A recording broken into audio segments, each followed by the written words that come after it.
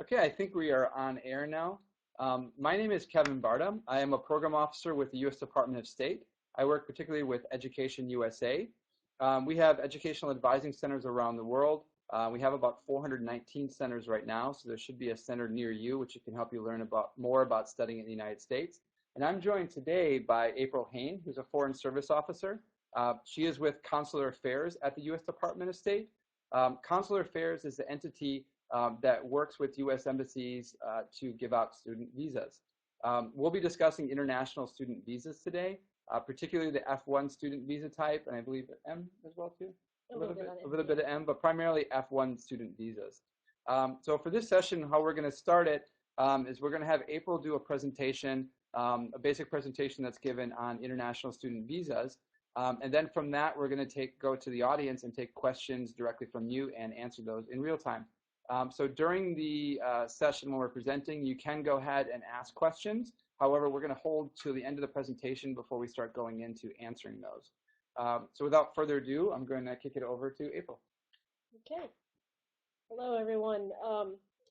My name is April Hain. I am a Foreign Service Officer, and I'm going to talk today a little bit about the visa process, how you can apply for a visa to study in the United States.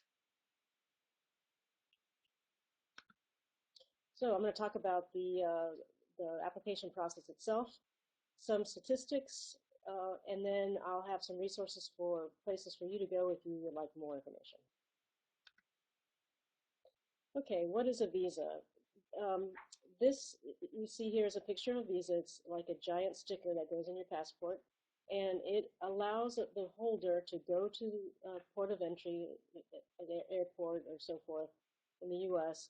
and ask to be admitted in the visa category reflected on the visa. So if someone wants to study in the U.S. and they get an F1 visa, this is what it'll look like, and it'll allow them, as I said, to ask for permission to enter the United States in that visa category. And then it's actually the Department of Homeland Security, Customs and Border Protection that will make the decision to admit the person in that visa category. Now that is, so once you have the visa and you apply to enter the U.S. and you're admitted, then the issue is status. And like I said, status is granted by Department of Homeland Security that says how long the person can stay and what they can do in the U.S. So as a holder of an F1 visa, you'll be admitted in the F1 category, and you will be admitted for duration of status, which means that you can remain in the U.S. for as long as you are engaged in a course of study. So once you're in the United States, you're granted status, then the visa really is you're not going to need the visa ever again until you depart the U.S. and want to enter again. Okay. So the different visa classifications for students that we have is the F, that's the standard student F1. Then we have the J visa, which are exchange visitors, and these are sometimes for cultural programs, but they're also for different types of study. And then the M visa is for vocational study or certain types of non-academic studies. Okay, so who needs to apply for a visa? So anyone coming to the U.S. for the first time as an F student or a J or an M needs a visa. So if you come to the United States and you have such a visa and you want to depart the U.S. and that visa is still good, it's not expired, then you can enter again with that same visa. Now, obviously, if you come into the U.S., you're studying, and then while you're studying that visa expires, you'll need a new visa, but only if you're going to depart the U.S. and come back in again. So if you're not planning to re-enter, then you don't need a visa, because if you remember, the visa was just something that allows you to ask for admission at the border. So if you enter the U.S. in one status, for example, if you have a tourist visa, you come to the U.S. as a tourist, you look around and you decide that you want to go to school, you get admitted, then you'll need to change your status to an F1, which again, you won't need another visa until you exit and then come back in as a student. So then you will need the F1 visa. So again, this is someone who comes in as a tourist while they're in the U.S. and change status. They don't need a new visa till they depart and then come back. And then for J visas, the J visa is specific to each program. So every time someone comes to the U.S. for a J program, they'll need a new J visa. So those are a little bit different, the J's and the F's. Okay, so the visa process. One thing to keep in mind with the visa process is that visa law is the same all over the world. The Immigration and Nationality Act governs visa law, and it's the same everywhere. However, we have over 200 embassies and consulates, and the process could differ at each one. So the thing to do is when you decide that you want to apply and you know where you will apply, then you can look at the website of that embassy or consulate and see what particular specific processes are in place there.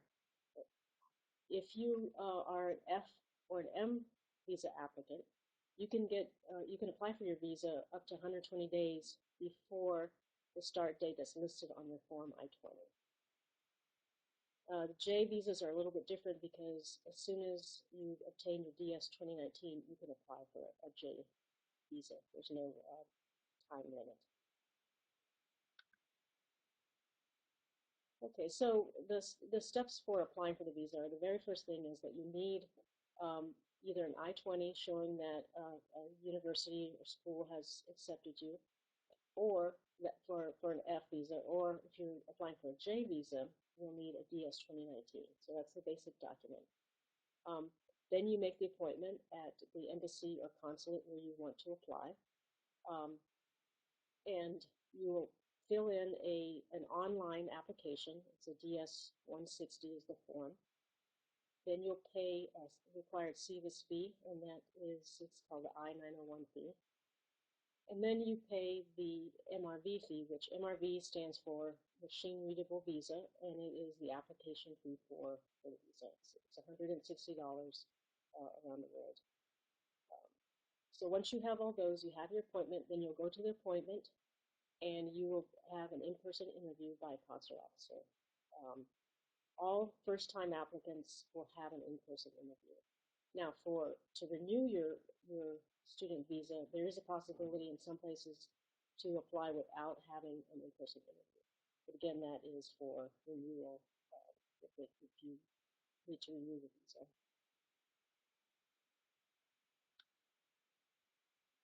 Okay, so as far as documents that are required, as I mentioned before, the I-20 or DS 2019, that's the basic document. You need that before you can start the process at all. Then you'll need a passport, a photo. You'll need to pay the two fees I mentioned, the visa application fee, and then the I-901, which is called the SEVIS fee. And then you'll need a confirmation page of the DS-160. That's the online application that you'll fill out. When you finish filling out that document completely, you'll get a confirmation page. And it's important to bring that with you to your appointment. And then any additional documentation, as I mentioned before, processes can vary from embassy to consulate. It's always a good idea to look at their website and see specifically what they want. When you go for your interview, you can expect that it will take typically from 3 to 5 minutes is how long the interview will last. Sometimes it'll last a little bit more, sometimes a little bit less. And the officer will not look at a lot of documents. People ask us all the time, what should we bring? And we say, look at the website and then bring some things that you think might be helpful. Financial documents might be helpful. But then again, the consular officer has a discretion of requesting what documents he or she needs, and they might not need to see documents. It might be enough to have your I-20. But in any case, consult the website. Okay, we approve over 85% of student visa applications. So most people are successful in their applications. Unfortunately, some people aren't. And the most common reason that people are refused is because of Section 214B of the Immigration and Nationality Act. And that section says that every non-immigrant applicant is presumed to intend to immigrate until they prove to the consular officer that they are not going to. So you will be, if you're refused under that provision, you will be given that provision of the law in writing.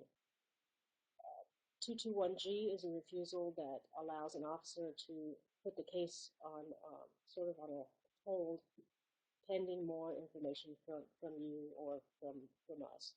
And then 221A, it's kind of rare, but there's specific ineligibilities.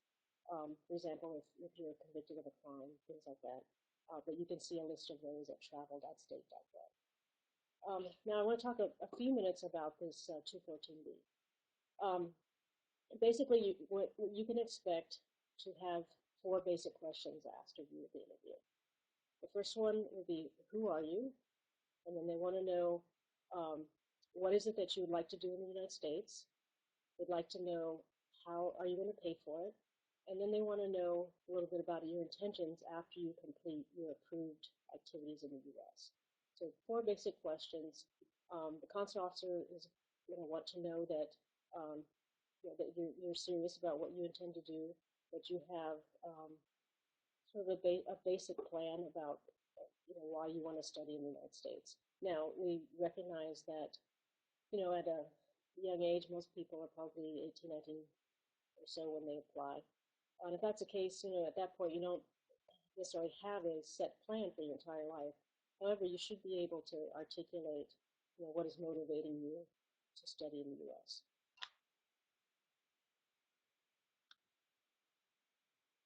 Okay, as I mentioned, denials, if you're not successful in your application, you'll receive an explanation of the basis of the law under which you were found ineligible. We also are bound by law confidentiality, and Section 222F of the Immigration and Nationality Act prohibits consular officers from discussing details of someone's case with someone other than the applicant. So if your school advisor or the international student advisor requests information from us, unfortunately, we're not going to be able to provide that. Okay, administrative processing. I mentioned earlier about the 221G, how that is a refusal. However, it's a refusal that sort of puts a case on hold until we get more information. Could be that the officer wants to understand a little bit better how you intend to pay for your studies, and they might say that you refuse 221G and ask you to give documentation. That's one example. But the circumstances are unique to each application. You can expect this process to take anywhere from a few days to possibly 60 days. If your case is in 221G for an extended amount of time, you can look on the website for the Embassy or Consulate, and there's a place there where you can get information to get a status update on your case. But we do ask that people wait 60 days before they contact the embassy. The other thing I would tell you about the process, administrative processing, if during the course of the interview you hear the word that your case is refused, I recommend that you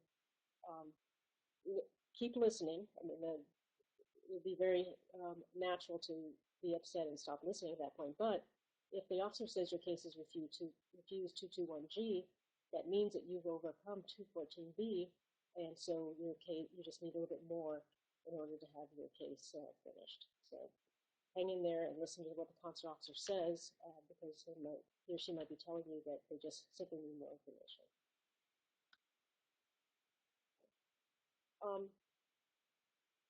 So here you see some statistics. You'll see that last fiscal year, and fiscal years go from October to September. So you see that we approved almost 600,000 F1 visas. J visas was over 300,000, and then N visas is kind of a small category. But you'll also notice that every year there's an increase since 2012.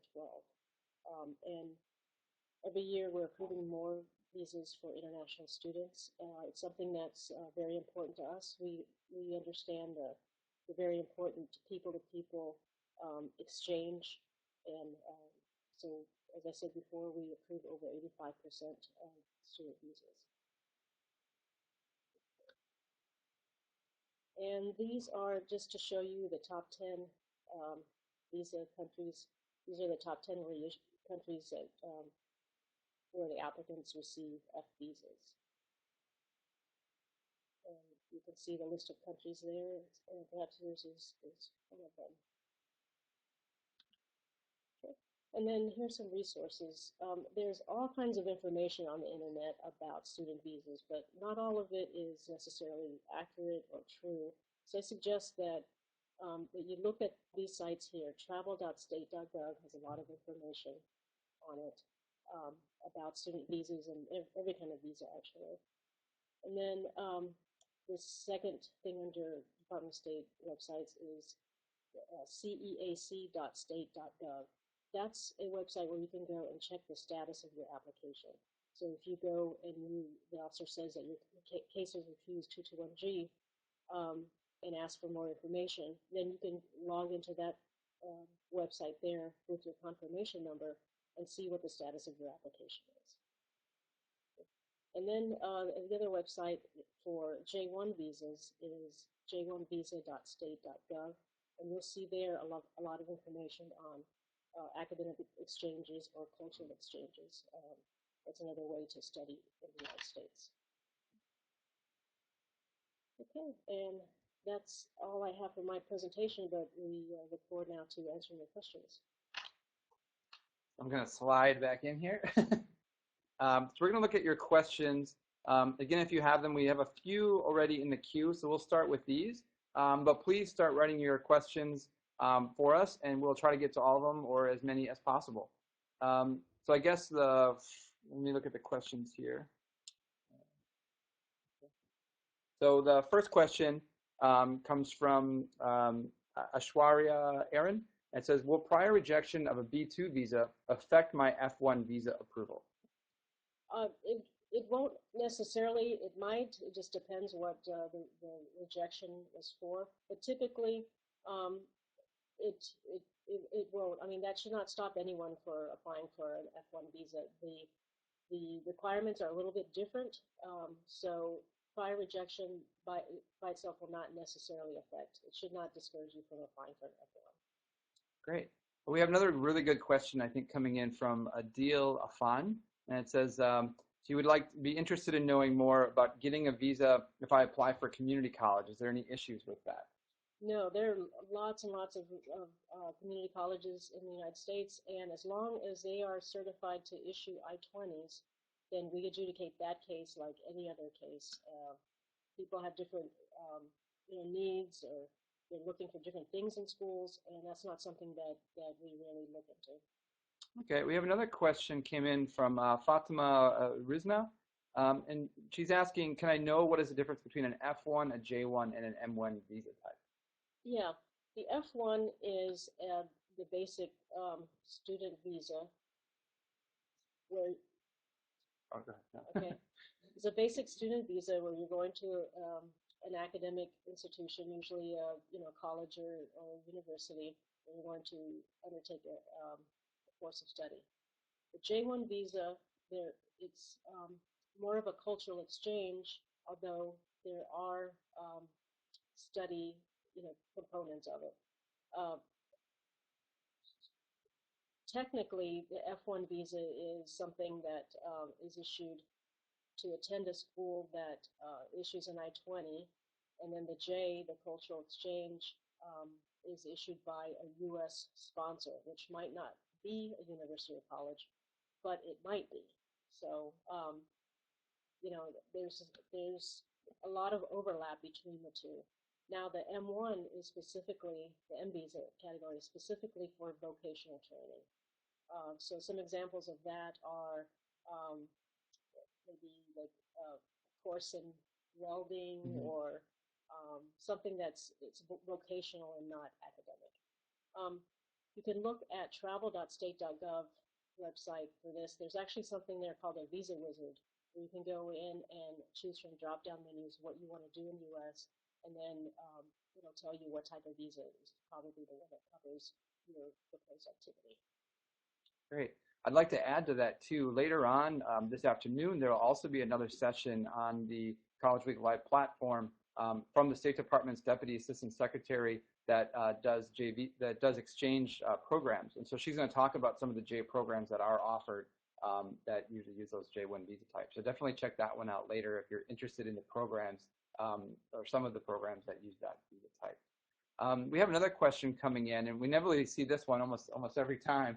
And it's, is there an age limit for the application for an F1 visa?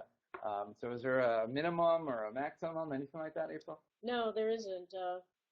We have kindergartners, attending schools on F1, and there's no age limit. No age limit. Okay, great. We have another question here from Dasa Velikova. Hopefully I pronounced that correctly.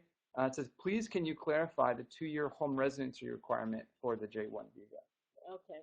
All right. This is sort of complicated, but some J1 visa programs are, there's a requirement that after you finish the program that you return to your home country for 2 years before you apply for some specific types of visas. The H visa, the L visa, and any immigrant visa. So that's the 2-year requirement. Now, not every program will have this restriction. One of the basic ways to know is it depends on the skills list. So some countries have said that certain skills will be subject to the 2-year requirement. For example, in some countries, perhaps biologists or medical doctors. Actually, medical doctors, that's one example of a lot of programs involving them do require the 2-year home residency.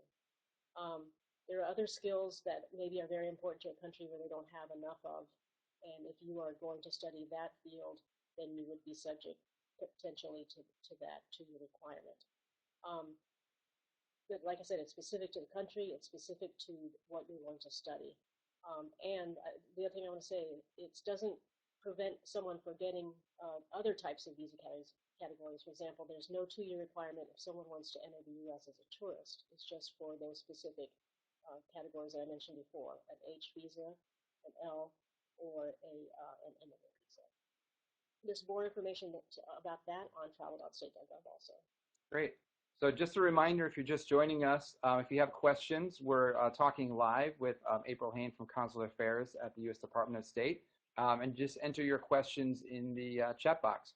So we're going to go back to another question that came in a little bit ago from Gabriel Goyo. It says, what would the process be for applying for a spousal visa? So I guess the question is, one, can you bring a spouse and child, maybe if you have one, if you're coming to study in the U.S., and what would be the procedure for that? Okay. So for F visas, your spouse or your child would apply for an F2 visa, it's called.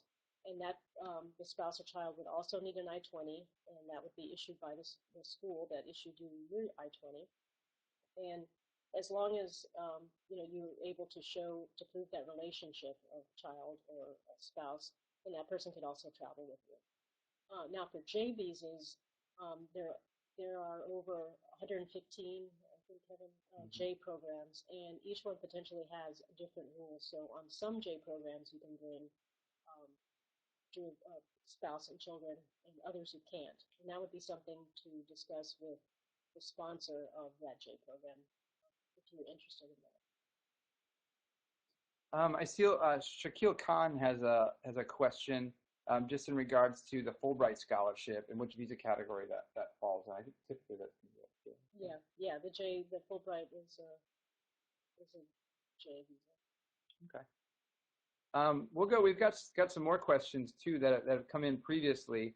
And one of those is, as a student, a lot of times students come in and they want to study or go travel to other countries in the region like Mexico and Canada, or even Jamaica or somewhere else in the Caribbean. So while I'm on a student visa, can I do that? Was the question? Yeah, obviously the first thing to do is check what the requirements are from the other country you want to travel to.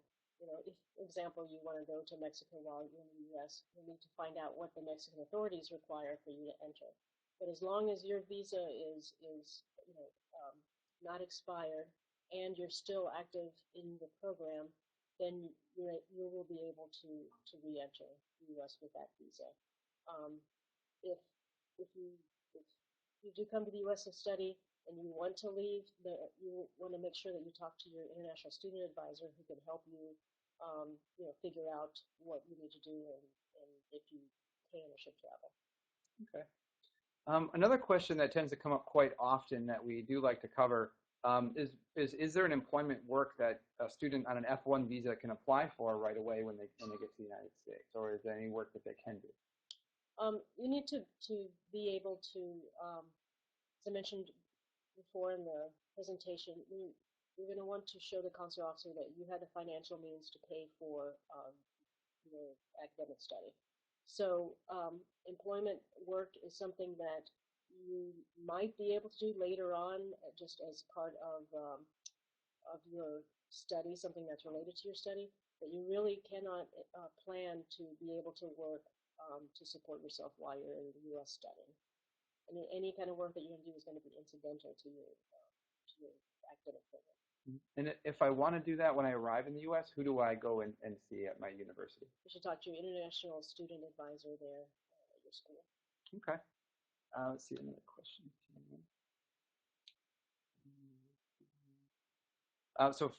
Frank Gorman asks, I would like to know how many years visa one would have to apply for one coming to undergraduate. So how many years would the visa be, I think is the question for a master's program? Okay, so keep in mind, as I said, that the visa itself is just something that allows you to go to the border and request admission. So the Department of Homeland Security would admit you, and they would admit you for duration of status. So that means you're admitted for as long as you are pursuing your course of study. So once you are admitted to the U.S., the visa is really irrelevant. Now, when you apply for your J-1 visa, how long is it going to be good for? The visa itself, it depends on your country. Some countries have, we have, this is kind of complicated. It depends on your country, but it can be anywhere from 1 year to typically 5 years the visa is good for. But remember, like I said, the validity of the visa does not really correspond to how long you can stay in the United States. Great. I hope that answers your question, Frank. Another question we had that came in earlier was, if I do want to travel or do it, my visa's already expired, how do I go about extending that visa? Or getting a new one, or what would be the process?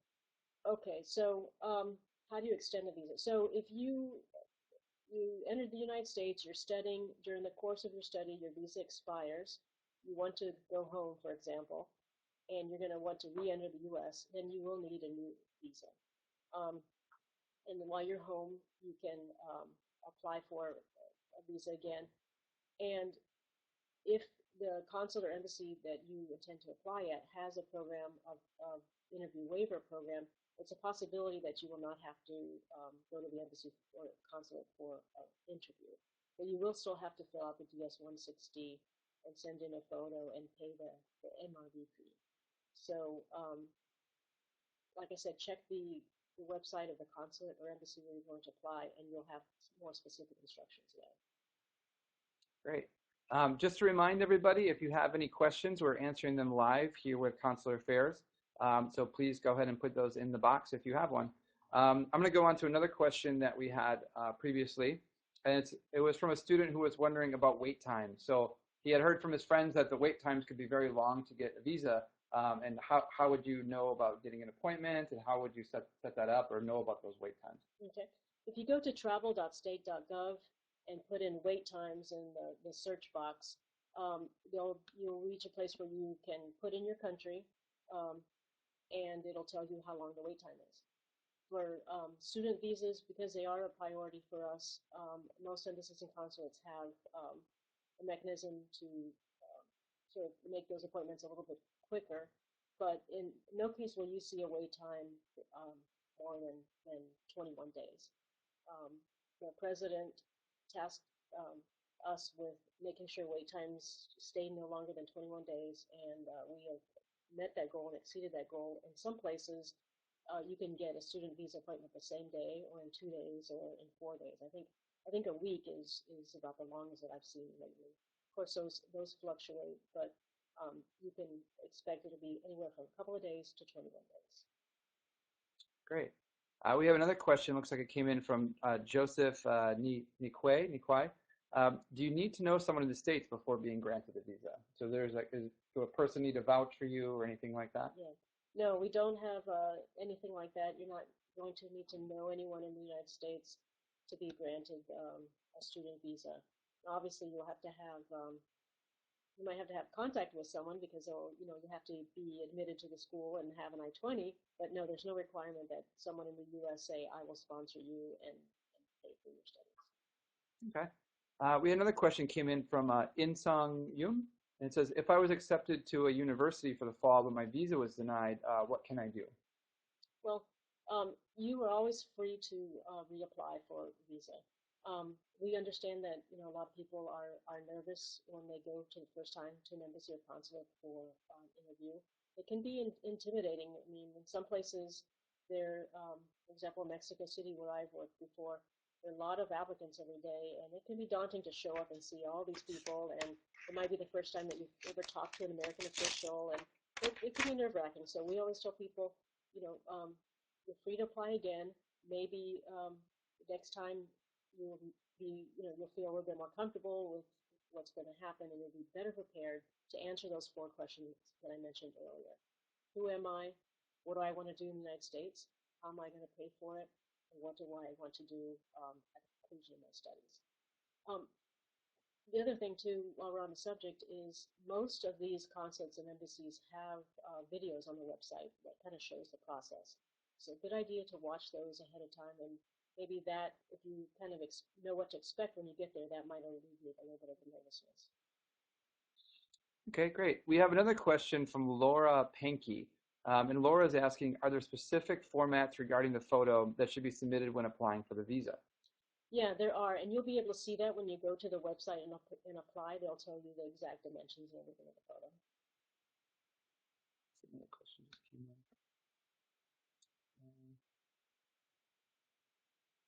Myrna, you've written a question in, but it looks like it's kind of it's been chopped off. We can't read the entire thing. If you could please write just a shorter question, we could try to answer that one for you if we can. Another question I guess we had was, how early can I make an appointment? When can I get in there to get that appointment set up prior to studying in the USA? What would you recommend? Well, for the F1 visa, you can apply up to 120 days before the start date on that I-20.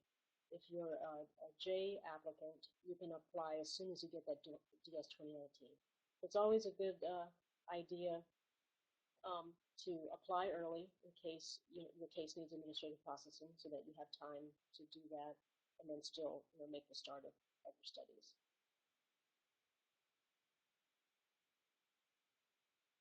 This question from Myrna, I'm not sure if we can answer or not, but basically she applied for a visa again on October 23rd and still doesn't have a date for an interview. Basically, she's a Fulbright grantee in Iraq. Is there anything that she could do about that, or just be waiting for that appointment to be set up?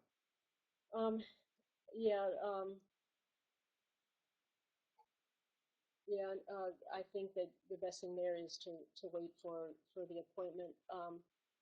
It's possible also that you could make an appointment at another consular embassy that's nearby.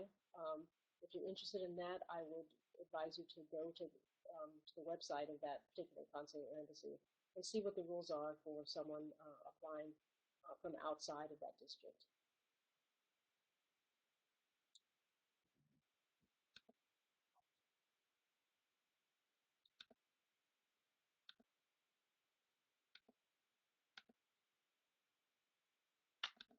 Oh, yeah, it's not there.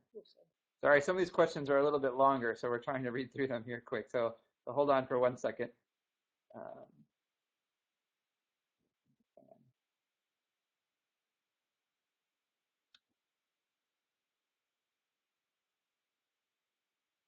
Okay, so the question is basically, when I'm asked about my academic plans, what should I answer? Um, you should answer to the best of your ability. I mean, if you don't have, a specific course schedule for the next several years, but we certainly don't expect that. But we do expect that you will be able to articulate what you want to do and what you're interested in, what preparation you've had that enables you to embark on this particular course of study, and just be able to talk, reasonably and convincingly about it. There are no, specific things that we can tell you that if you answer A, you will get the visa. It's every case is specific to the person, and specific to what is said at the interview on that day. Okay, we have another question from Joseph. Is financial support from a relative in the USA grounds for a visa refusal? No, it's not grounds for a visa refusal.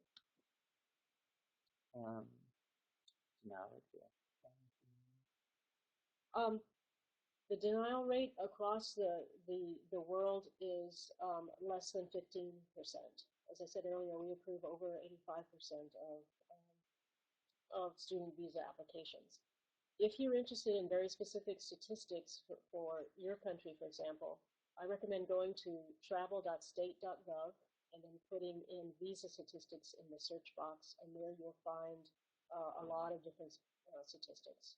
And it has by country and by type of visa. Okay. Let's see, Suleiman Khan has a question. What if I complete my studies and want to work in the U.S. in a related field that I studied in? Is there any opportunities for that? Yeah, there are a number of possibilities.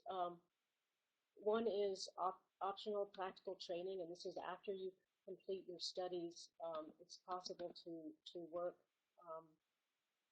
at in a job that is related to what you got your degree in. And that's called optional practical training, and you can find more information about that if you look at the uscis.gov website. It has some more information. It's also possible for some people to change their status to an H visa, which is a skilled worker visa, and sometimes that's a possibility. Okay. We see another question from Fatima. It says, if applying for a research assistantship at any universities, which visa would I apply for that? It depends. In some cases it'll be it could be a J visa, or it can be an F visa. The school that you want to apply for should be able to advise you on that, what kind of programs they have. And they'll be able to advise on the procedure as well, going through that process. Okay, great. Fatima, I hope that answers your question. I think we're going to go ahead and wrap it up, unless there's any last minute questions that come in here. Do you have anything else you'd like to say, or any last minute tips to give students who are just about to apply for universities or go through the process of applying for their visa? Let's see. Here's a question about it's about the 4 questions that I said the consular officer will ask. Which of these are important to give a visa, confidence, or supporting documents? It's going to be the whole totality of the situation. The 4 questions, and you need to be able to provide answers, convincingly, sincerely. And then about documents, as I mentioned before, there aren't any specific documents other than what I've already said that you should take with you. The amount of time that you'll have for your interview is not a long time, as I mentioned before, in general, 3 to 5 minutes. You can bring whatever documents you think might be relevant that the consular officer might ask you for, in which case, if he or she does, then you'll have it right there at your fingertips, which is great. But just because you come with a lot of documents, unfortunately, don't expect that the consular officer will review every single document that you bring, because there simply isn't time. But be sincere, be prepared. And if for some reason the interview does not go well that day, then you're always free to reapply.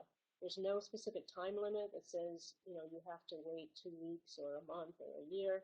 But just make sure that you give yourself enough time so that you can really think about what didn't go so well at the interview and what maybe you can improve on for your next one. Great. Well, thank you so much for doing that, for going through those tips. And we look forward to having more discussions with you throughout the day here at the College Week Live platform. There are lots of sessions going on, so we definitely encourage you to attend those. Some of our Education USA advisors are presenting several of those sessions. We also have an Education USA booth that's being staffed by advisors live all day long. So please definitely check that out. Tomorrow, we're also running an Education USA interactive webinar. This will be run on a different platform, but this session will be on college classroom culture at 10 o'clock a.m. Eastern Standard Time here in the United States. We run these as ongoing sessions, so definitely check that out as well. For Spanish speakers or Portuguese, we also do live rooms in those languages too. Remember that Education USA has over 400 centers globally. Most likely there's one in your country or near you.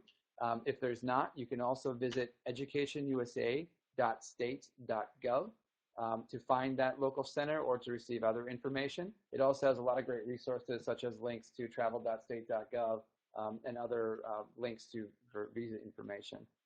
So again, we'd like to thank you for joining us and have a great day. Thanks. Good luck to everyone.